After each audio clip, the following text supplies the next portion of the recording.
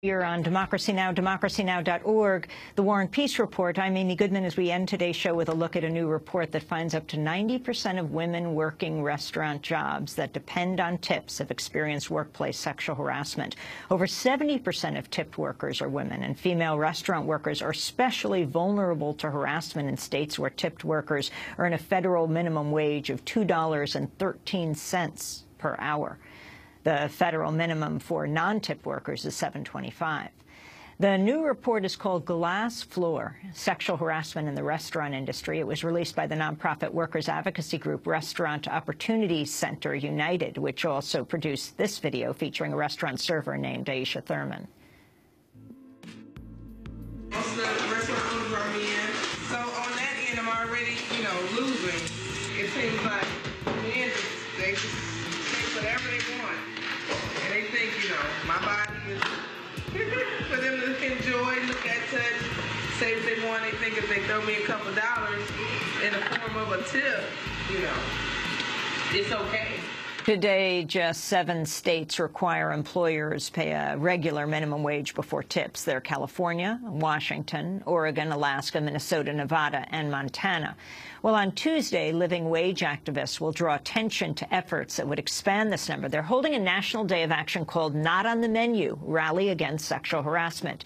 Here in New York, they'll rally at City Hall to call on lawmakers to support one fair wage and end what they call legalized pay discrimination against tip workers. For more, we're joined by a number of guests. In Berkeley, California, Saru Jayaraman is with us, co-director and co-founder of Restaurant Opportunity Center, or ROC United, which released the new report, The Glass Floor: Sexual Harassment in the Restaurant Industry. She directs UC Berkeley's Food Labor Research Center and is the author of Behind the Kitchen Door. Here in New York, we're joined by Ashley Ogugor, a member of ROC United, who's a restaurant worker in New York and has worked as a waitress in Texas and Pennsylvania. And we're joined by another former waitress, Eve Ensler, the award-winning playwright and author of the Vagina Monologue. She helped create V-Day, a global movement to stop violence against women and girls, and the 1 Billion Rising campaign, which is now in its 3rd year. Eve worked for 9 years as a tip-dependent bartender and waitress in New York. Still with us from Seattle, Shama Sawant, a Socialist City Council member who has helped win the $15 an hour minimum wage for all workers in Seattle. We welcome you all to Democracy Now! Saru, let's go to you first at the University of California, Berkeley. Talk about what you found in your report, on your report. Thanks for having me, Amy. So first of all, a little bit of explanation about this system, because it really is the basis for the report. So the restaurant industry is the 2nd largest and fastest growing sector of the U.S. economy. It's over 10 million workers and one of the largest employers of women in the United States. Unfortunately, it happens to be the absolute lowest paying employer in the United States. And the real reason for that is the power of the National Restaurant Association, which we call the other NRA, which has been named the 10th most powerful lobbying group in Congress, and which back in 1996, under the leadership of Herman Cain, who later tried to run for president, struck a deal with Congress saying that they wouldn't oppose a very modest increase in the overall minimum wage as long as the minimum wage for workers who earn tips stayed frozen forever. And so the wage has been stuck at $2.13 an hour for the last 23 years at the federal level. And that same deal has been struck over and over and over again for the last several decades in 43 states in the United States. Now, the Restaurant Association has gotten away with this extraordinary exemption, basically saying we should be the only industry on earth that shouldn't have to pay our own workers' wages because you, the customers, should pay our workers' wages for us. They've gotten away with this extraordinary exemption by painting the picture of a guy who works at a fancy fine dining restaurant in Manhattan who earns $18 an hour in tips, who's doing just fine, when in fact 70% of tipped workers in America are women who largely work at restaurants like IHOP and Applebee's and Olive Garden and Red Lobster, who suffer from 3 times the poverty rate of the rest of the U.S. workforce and use food stamps at double the rate. And what the research has shown is that this actually isn't just about living the most economically precarious life imaginable, right? If you live off of tips, which you do if you live in a state that pays as little as $2 or $3 or $4 an hour, you're living completely off your tips. You never know how much your income is going to bring in day after day. But even worse, what the research has shown is that this makes you even more vulnerable to the highest rates of sexual harassment of any industry in the United States. The restaurant industry is, in fact, the single largest source of sexual harassment complaints to the EEOC. see. And this is exacerbated by the fact that women living off of tips must tolerate whatever a customer might do to them, however they may touch them or treat them or talk to them, because the customer is always right, because the customer pays their bills rather than their employer. And the research shows that, in fact, women are twice as likely to experience this sexual harassment from customers, also from coworkers and management in states that pay as little as $2.13 than they are in states that provide the same minimum wage to tipped and non-tipped workers, like California. And even worse, you're talking about 6 million women in America who must tolerate this every day of their lives to feed their families, because these are largely mothers, single mothers, right?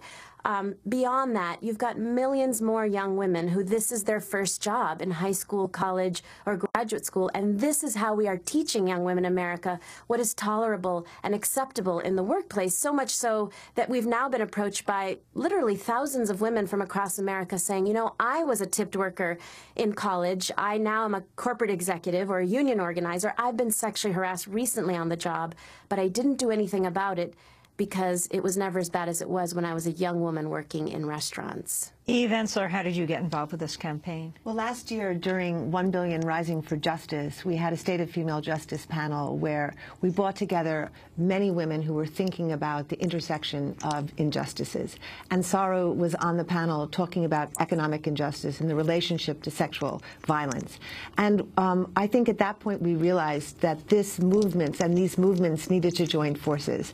And I'm very happy that 1 Billion Rising Revolution, which is our third year, is in collaboration and solidarity with ROC and the restaurant workers, because I think not only are there so many women who are employed in the restaurant industry who are suffering from wages that are substandard, but this intersection of sexual violence being based on that substandard wage and being based on the fact that waitresses depend on the largesse and the kindness of strangers rather than having real wages based on really difficult work that they deserve. And I think one of the great things about this collaboration is the understanding that we cannot end sexual violence against women unless we look at the intersection of economic violence. And I think the work that ROC is doing is some of the best work I've seen in bringing not only waitresses and restaurant workers together, but uniting our issues. Can you talk about, Ashley Ogugor, your own experience as a waitress here in New York and other places? I can. First of all, I'd like to say thank you for having me. I'm really excited. And I have the opportunity to work with ROC. I'm a member of ROC New York as well as ROC United. ROC New York restaurant organizing. Exactly. ROC New York is the local chapter here. And my prior experience working in Texas at $2.13 an hour, you know, I was really shocked. I didn't understand, you know, when I first went, it was my first time. And I would go around and ask my coworkers, like, how are you able to pay your bills? Because I was really nervous, like, how is this going to work? And it was very difficult. I received, you know, unwanted... So let's be clear, at $2.13 times 8, so you're making in the range of $18, $20 a day, if you weren't getting tipped. If I'm not getting tipped. But the tips are the key. Right. So how do you feel it contributes to the issue of sexual harassment? There's a lot of unwanted comments that I received, and I mean, it's just like they said, the customer's always right, so you don't want to make them upset. You learn to just ignore it. I've on occasion gone to a manager and told them, you know, this guest is being a little bit difficult and I'm not sure how to handle it. And they ask me, well, what are they saying?